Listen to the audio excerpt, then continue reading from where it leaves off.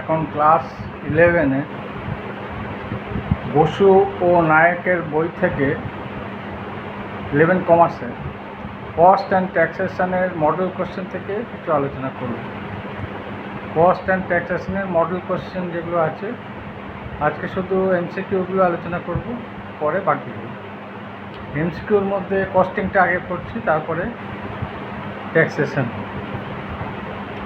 আচ্ছা, এখানে দেখে রাখবে 171 পেজে আছে মডেল কোশ্চেন, বসু আর নায়কের বই। পরিব্যয় নির্ণয়ের কৌশল ও পদ্ধতিকে বলা হয়, কি বলা হয়? পরিব্যয় নির্ণয়ের কৌশল ও পদ্ধতিকে বলা হয়, অপশান কোনটা হবে? এর মধ্যে 4টে অপশান দেওয়া আছে, কোনটা কারেক্ট সেটা দেখতে হবে। একটা বলেছে পরিব্যয় হিসাব নিকাশকরণ, একটা বলেছে পরিব্যয় নির্ণয়, আর একটা বলেছে আর্থিক হিসাব নিকাশকরণ, আর লাস্ট পরিব্যয় হিসাব শাস্ত্র। এখানে বলেছে কোশ্চেনটা ছিল কি, পরিব্যয় নির্ণয়ের কৌশল ও পদ্ধতিকে কি বলা হয়। এখানে বলা যেটা অ্যান্সারটা হবে সেটা হচ্ছে পরিব্যয় নির্ণয় বলা হয়। আচ্ছা, এরপরে সেকেন্ড কোশ্চেন, পরিব্যয় হিসাব নিকাশের অন্যতম প্রধান কাজ। এখানে 4টে অপশন আছে, পরিব্যয় নির্ধারণ, পরিব্যয় নিয়ন্ত্রণ। এখানে সিতে বলেছে এ এবং বি উভয়ই, আর ডিতে বলছে এদের কোনোটি নয়। এখানে হিসাব নিকাশের অন্যতম প্রধান কাজ হচ্ছে পরিব্যয় নির্ধারণ করাতে হবেই, পরিব্যয় নিয়ন্ত্রণও হবে। তার মানে এখানে দুটো এ আর বির, সিতে যেটা বলেছে এ এবং বি উভয়ই হবে, এক্ষেত্রে উভয়ই হবে। তাহলে অপশান সিতে এখানে হচ্ছে কারেক্ট অ্যান্সার। 3 নম্বর বলছে হিসাব রক্ষকের বেতন সাধারণত কোন ধরনের ব্যয়ের অন্তর্ভুক্ত করা হয়? হিসাব রক্ষকের বেতন, যে অ্যাকাউন্টেন্ট থাকে তার স্যালারিটা কোন ধরনের ব্যয়ের মধ্যে পড়বে? এটা উৎপাদন সংক্রান্ত ব্যয় হবে, না উন্নয়ন সংক্রান্ত ব্যয়, না অফিস সংক্রান্ত ব্যয়, না বন্টন সংক্রান্ত ব্যয়? হিসাব রক্ষক অফিসে কাজ করে, তার মানে এখানে তার বেতনটা অফিস সংক্রান্ত ব্যয়ের মধ্যে পড়বে। আচ্ছা, 4 নম্বরে বলছে উৎপাদন ব্যয়ের উপর মুনাফা 33.31% হলে বিক্রয়ের উপর মুনাফা কত হবে? মানে প্রফিট অন কস্টটা ওরা বলে দিয়েছে, আমাদের বার করতে হবে প্রফিট অন সেল। আমরা জানি যে কস্ট থেকে সেলে যেতে গেলে পার্সেন্টেজে সবসময় কী হয়, কস্ট থেকে সেলে যেতে গেলে রেট বাই 100 প্লাস রেট করতে হবে, আবার সেল থেকে কস্টে আসতে গেলে রেট বাই 100 মাইনাস রেট হবে। এখানে রেট দেওয়া আছে কত, 33 and 1/3% অন কস্ট বলেছে, মানে উৎপাদন ব্যয়ের উপর বলেছে। তাহলে সেলে আনতে গেলে কী করতে হবে, 33.31%, মানে 33.31/100, তার সঙ্গে প্রফিটটা যোগ করবো 33.31/100 প্লাস 33.31। তার মানে এটা ক্যালকুলেশন করলে আমরা পাবো 25%। ঠিক আছে, ক্যালকুলেশন করে দেখবে 33.31 মানে কি 3399 প্লাস 100/3 উপরে হবে, নিচে হবে 100 প্লাস 100/3, ক্যালকুলেশন করে দেখবে এটা 25% আসবে। ঠিক আছে, তাহলে এখানে 33 and 1/3% কস্ট অন মানে সেলের উপর হবে 25%, মানে 1/3 অন কস্ট মানে 1/4 অন সেল, 1/3 অন কস্ট মানে 1/4 অন সেল, মানে 1/4 বলতে 25%। আচ্ছা, এবার 5-একটা বলছি, নিচের তথ্যগুলি থেকে প্রফিট পার ইউনিটটা নির্ণয় করতে হচ্ছে। এখানে প্রোডাকশান ইউনিট দেওয়া আছে 10,000 ইউনিট, সেল ভ্যালু বলে দিয়েছে 10 লাখ টাকা, কস্ট অফ সেল বলে দিয়েছে 8,95,000 টাকা। তাহলে এখানে আমাদের সেল থেকে কস্ট বাদ দিলেই আমি প্রফিট পেয়ে যাব। সেল দেওয়া আছে 10 লাখ, তার থেকে 8,95,000 বাদ দাও, কত হবে? 1,05,000 হবে। একে নাম্বার অফ প্রোডাকশান ইউনিট দিয়ে ভাগ করে দেবে, 10,000 দিয়ে ভাগ করতে হবে, ভাগ করলে কত পাবো? 10 টাকা 50%। তাহলে এখানে অপশান এটা হবে কারেক্ট অ্যান্সার। তাহলে profit divided by number of unit production equal to profit per unit. তাহলে সেল থেকে কস্টটা বাদ দিলেই আমি প্রফিট পেয়ে যাচ্ছি। প্রফিট হয়েছিল 1,05,000 টাকা, 10 লাখ থেকে 8,95,000 বাদ দিলে 1,05,000 হয়, তাকে 10,000 দিয়ে ভাগ করলে আমরা পেয়ে যাচ্ছি প্রফিট পার ইউনিট। তাহলে 10 টাকা 50 এখানে কারেক্ট অ্যান্সার। 6-টা বলছি, নিচের তথ্যগুলি থেকে কস্ট অফ প্রোডাকশান নির্ণয় করতে বলছি। এখানে ডাইরেক্ট ম্যাটেরিয়াল দেওয়া আছে, ডাইরেক্ট ম্যাটেরিয়াল কস্ট দেওয়া আছে, ডাইরেক্ট ম্যাটেরিয়াল দেওয়া আছে কত টাকা? 1,80,000 টাকা। আচ্ছা, তার সঙ্গে ডাইরেক্ট ওয়েজেসটা যোগ করব 90,000 টাকা, যোগ করলে কত হবে?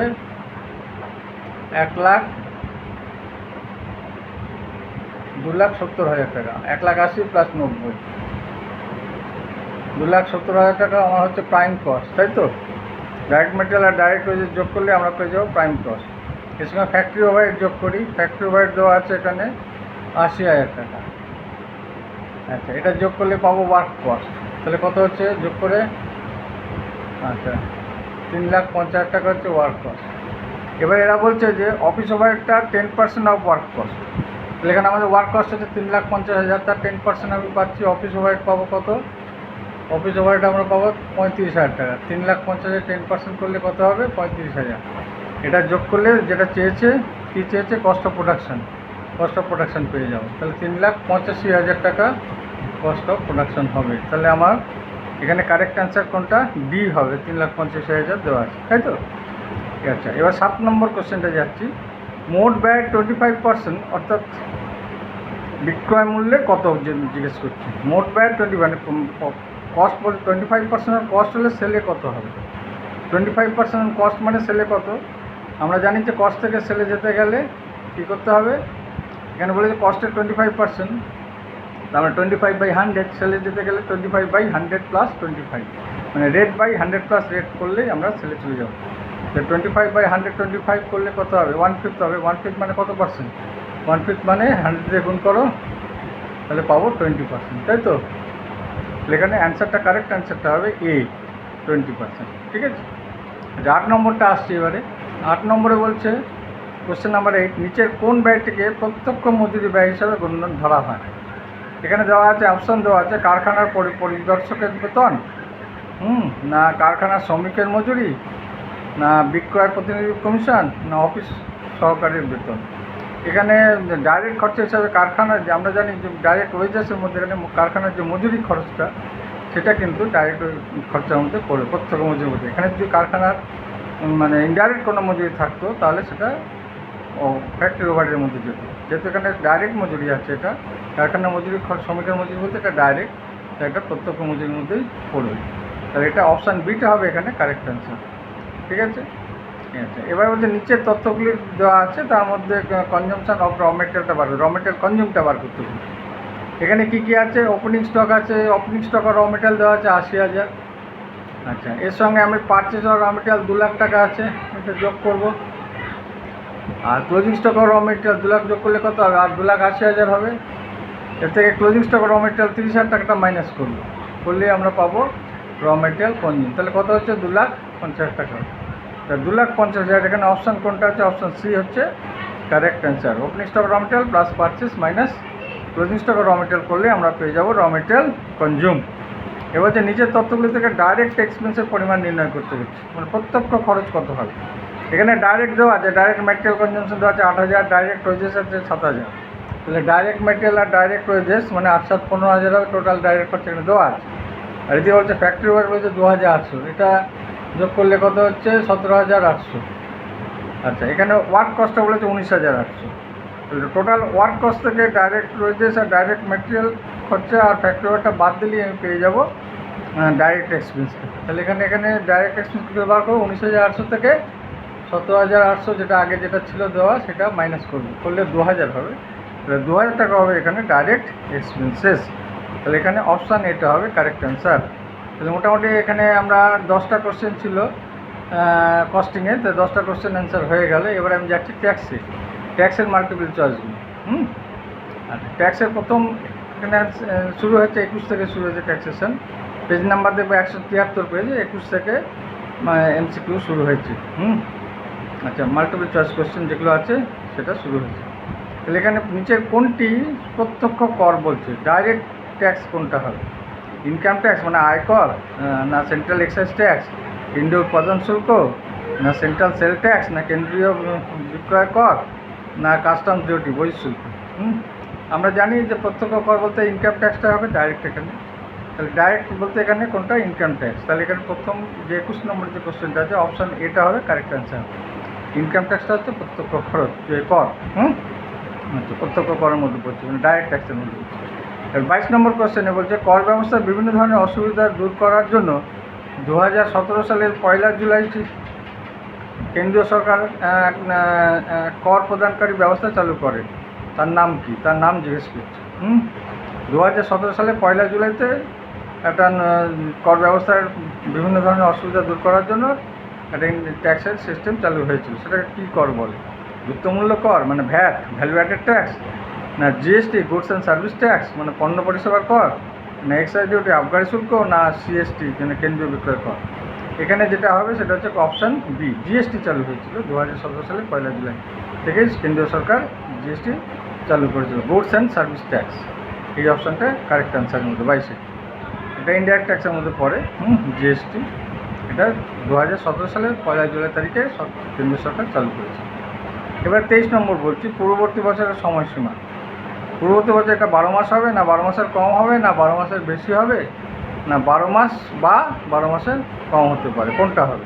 তাহলে এখানে 12 মাস বা 12 মাসের কম হবে, তার মানে এটা অপশান ডিটা হচ্ছে কারেক্ট অ্যান্সার। আচ্ছা 24 নম্বর কোশ্চেনটা বলছি, আয়কর আইন 1961 2-3 ধারা অনুসারে ব্যক্তি মানে পার্সন হলো কি? আয়কর আইনের 2-3 ধারায় পার্সনের সেকশনটা হচ্ছে 2-3। এখানে পার্সন বলতে কী বোঝাচ্ছে? বিকৃত মস্তিষ্কের ব্যক্তি হবে, না হিন্দু যৌথ পরিবারে অবিবাহিত কন্যা হবে, না দায় সীমাবদ্ধ পাবলিক বা প্রাইভেট কোম্পানি হবে যাদের দায় সীমাবদ্ধ দায় মানে আনলিমিটেড লিমিটেড লাইবিলিটি যাদের আছে, প্রাইভেট কোম্পানি বা পাবলিক কোম্পানি তারা হবে, না এদের সবকটি? এখানে ব্যক্তি বলতে এদের সবকটি হবে। সে হিন্দু পরিবারকে প্রভাবিত কন্যা হতে পারে, বিকৃত মস্তিষ্কের ব্যক্তি হতে পারে, বা দায় সীমাবদ্ধ পাবলিক বা প্রাইভেট লিমিটেড কোম্পানি, এদের সবকটি হবে। তাহলে অপশান ডিটা হচ্ছে এখানে কারেক্ট অ্যান্সার। আচ্ছা এবারে 25 নম্বর কোশ্চেনে যাচ্ছি, কেন্দ্রীয় সরকারের অনুমোদিত কোনো সংস্থার কাছ থেকে সাহসিকতার জন্য প্রাপ্ত পুরস্কারের অর্থ, মানে কেন্দ্রীয় সরকারের কাছ থেকে সাহসিকতা দেখানোর জন্য যদি কোনো অর্থ পাওয়া যায় সেটা কি করমুক্ত, না সম্পূর্ণ করযোগ্য আয়, না 5 লক্ষ টাকা পর্যন্ত করমুক্ত, না অনাবাসিক ভারতীয়দের ক্ষেত্রে করমুক্ত? এটা সম্পূর্ণ করমুক্ত আয়। কেন্দ্রীয় সরকার সাহসিকতা দেখানোর জন্য যদি কোনো রকম পুরস্কার পাওয়া যায় সেটা সম্পূর্ণ করমুক্ত। ঠিক আছে, আচ্ছা এটা অপশান এ হবে। এবার 26 কোশ্চেনে যাচ্ছি, কোনো ব্যক্তিকে ভারতের আবাসিক হতে হলে 6(1) ধারা অনুযায়ী ভারতে তাকে কমপক্ষে পূর্ববর্তী বছরে বসবাস করতে হবে। কতদিন বসবাস করতে হবে?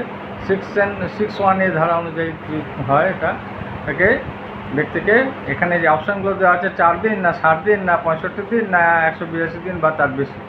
এখানে পূর্ববর্তী বছর তাকে 182 দিন বা তার বেশি দিন থাকতে হবে। তাহলে অপশান ডিটা হচ্ছে এখানে কারেক্ট অ্যান্সার। এবার 27 নম্বর কোশ্চেন আসছি, কোনো একক ব্যক্তিকে ভারতীয় বংশোদ্ভূত বলা হবে যদি তিনি নিজে অবিভক্ত ভারতবর্ষে জন্মগ্রহণ করেন, তার পিতা অথবা মাতা অবিভক্ত ভারতবর্ষে জন্মগ্রহণ করেন, তার পিতামহ অথবা মাতামহ অবিভক্ত ভারতবর্ষে জন্মগ্রহণ করেন। আর লাস্ট উত্তর হচ্ছে উপরে উল্লিখিত প্রত্যেকটির ক্ষেত্রেই হবে, কারণ এখানে অপশান ডিটা ঠিক আছে। উপরে উল্লিখিত প্রত্যেকটা ক্ষেত্রে বলতে এখানে সে নিজে অবিভক্ত ভারতবর্ষে জন্মগ্রহণ করলে হবে, তার পিতা বা মাতা অবিভক্ত ভারতবর্ষে জন্মগ্রহণ করলে হবে, তার পিতামহ বা মাতামহ অবিভক্ত ভারতবর্ষে জন্মগ্রহণ করলে হবে। তাহলে 3টে কথা এবিসিতে যা বলা আছে সেটা ডিতে বলে যে সবগুলো, তাহলে সবগুলোই এখানে অপশান ডিটা হচ্ছে এখানে কারেক্ট অ্যান্সার। আচ্ছা এবারে 28 নম্বর কোশ্চেন আসছি, মিস্টার কে বাসু একজন ভারতীয় নাগরিক। তিনি প্রথমবার 10ই আগস্ট 2023 তারিখে আমেরিকায় যান এবং 11ই নভেম্বর 2023 তারিখে ভারতে ফিরে আসেন। 2023-24 খ্রিস্টাব্দে মিস্টার কে বাসু আবাসিক মর্যাদাটা কী হবে? এখানে একটা ঘটনা এখানে বলছেন ভারতীয় নাগরিক, তিনি প্রথমবার ভারত ছেড়ে গেছেন, তার মানে নিশ্চয়ই আগের বছরগুলো তিনি ছিলেন। আগের 10 বছরের মধ্যে 2 বছর তো ছিলেন, তারপরে আগের 4 বছরের মধ্যে 365 দিন তিনি ছিলেন। আচ্ছা আগের 7 বছরের মধ্যে 730 দিন ছিলেন। তাহলে সমস্ত কন্ডিশানগুলো এখানে ফুলফিল করছে। আর এখানে দেখা যাচ্ছে যে এখানে 10ই আগস্ট থেকে 11ই নভেম্বর কমাস হয়, সেপ্টেম্বর, অক্টোবর, নভেম্বর 3 মাস মানে 90 দিন। 180 দিনটা হচ্ছে না, কিন্তু 60 দিন তো হচ্ছে। 60 দিন আছে, আর এদিকে 365 তার যেহেতু তিনি প্রথমবার গিয়েছিলেন তার 365 দিন, গত প্রিভিয়াসের আগের 4 বছর 365 দিন ছিলেন ভারতে। আচ্ছা তার আগের 7 বছর 730 দিনও ছিলেন। আর 10 বছরের মধ্যে 2 বছর ভারতে ছিলেন, তার মানে 61A ধারা, এই 61C ধারাটা এখানে হচ্ছে। আর 66 যে আদার যে কন্ডিশনগুলো আছে 66 ধারা সেগুলো হচ্ছে। তাহলে এখানে পুরো কন্ডিশনটাই ফুলফিল করছে, তাহলে সেটা এক্ষেত্রে এ যেটা আছে আবাসিক এবং সাধারণ আবাসিক বলে তিনি গণ্য হবে। যদিও তিনি 182 দিন থাকছেন না প্রিভিয়াসে, কিন্তু আরেকটা যে অপশান আছে 60 দিনের, সেই অপশানটা এবং তার সঙ্গে 365 দিন তিনি ভারতে ছিলেন সেটাও ফুলফিল করছে। অর্থাৎ তিনি আবাসিক হবেন এবং সাধারণ আবাসিক হবেন, যেন আদার কন্ডিশনটা এখানে ফুলফিল করছে। আচ্ছা এবার 29 নম্বরের কোশ্চেনটায় আসছি, মিস্টার শ্রীনাথ পাল পূর্ববর্তী 2023-24 খ্রিস্টাব্দে ভারতে 45 দিন ছিলেন। তার পূর্ববর্তী 4 বছরে যথাক্রমে 365 দিন ছিলেন, 200 দিন ছিলেন, 105 দিন ছিলেন, 80 দিন ভারতে বসবাস করেন। 2024-25 নির্ধারণ বছরে মিস্টার শ্রীনাথের আবাসিক মর্যাদা নির্ণয় করতে বলছে। কিন্তু যেহেতু পূর্ববর্তী বছর ছিল 23-24, সেই বছরে তিনি 45 দিন ছিলেন, তার মানে 60 দিনের কম ছিলেন। ওদিকে 100 বেশি কোশ্চেন নিয়ে আসছে না, অর্থাৎ এখানে যে মূল যে শর্তটা ছিল সেটা পূর্ণ হয়নি, তাই তো? সেটা ফেল করেছে, তাহলে এক্ষেত্রে তিনি আবাসিক বলে অনাবাসিক হয়ে যাবেন। তাহলে অপশান সিটা এখানে কারেক্ট অ্যান্সার। ঠিক আছে, আচ্ছা, এবারে লাস্ট কোশ্চেনে আসছি। মিস্টার অনির্বাণ রয় 1980 খ্রিস্টাব্দে আমেরিকায় জন্মগ্রহণ করেন। তার বাবা 1945 খ্রিস্টাব্দে ইংল্যান্ডে জন্মগ্রহণ করেন। মিস্টার রয়ের বাবার বাবা মানে গ্র্যান্ডফাদার 1922 খ্রিস্টাব্দে ঢাকায় জন্মগ্রহণ করেন। মিস্টার রয় একজন কী হবেন? আমেরিকার বংশোদ্ভূত, না বাংলাদেশের বংশোদ্ভূত ব্যক্তি, না ইংল্যান্ডের বংশোদ্ভূত, না ভারতের বংশোদ্ভূত ব্যক্তি হবেন? এক্ষেত্রে যে অপশানগুলো আছে, 4টে অপশান দেওয়া আছে। এখন যেহেতু 1922 খ্রিস্টাব্দে তার গ্র্যান্ডফাদার ঢাকায় জন্মগ্রহণ, ঢাকা তখন অবিভক্ত ভারতের অঙ্গ ছিল, সেই হিসাবে ভারতই বলা যেতে পারে। তার এখানে তিনি যেহেতু 22 সাল 47 সালের আগে, সেহেতু এখানে তিনি ভারতীয় বংশোদ্ভূত বলেই গণ্য হবে। ঠিক আছে, তাহলে অপশান ডিটা হচ্ছে এখানে কারেক্ট অ্যান্সার। আচ্ছা, ঠিক আছে, আজ এই অবধি থাক। এরপরে বাকিগুলো শূন্যস্থান পূরণ, ম্যাচিং, স্টেটমেন্ট আর ট্রু অ্যান্ড ফলসের যে কোশ্চেনগুলো আছে সেগুলো নিয়ে আলোচনা করব।